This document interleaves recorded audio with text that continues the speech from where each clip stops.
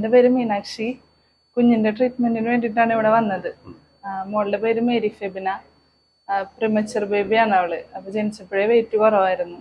അപ്പോൾ തലയിൽ ഇൻഫെക്ഷൻ വന്നിട്ട് തലച്ചോറിൽ വെള്ളം കെട്ടുണ്ട്. പിന്നെ 2 ചെവിക്കും കേൾവിയില്ല. അപ്പോൾ അങ്ങനെ ഞങ്ങൾ ട്രീറ്റ്മെൻറ്റ് കുറേ സ്ഥലത്ത് എടുത്തു.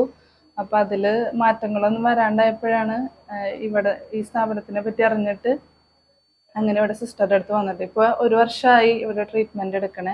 ഇവിടെ വന്ന സമയത്ത് കുഞ്ഞിന് 1.5 വയസ്സിലാണ് ഇവിടെ വന്നത്.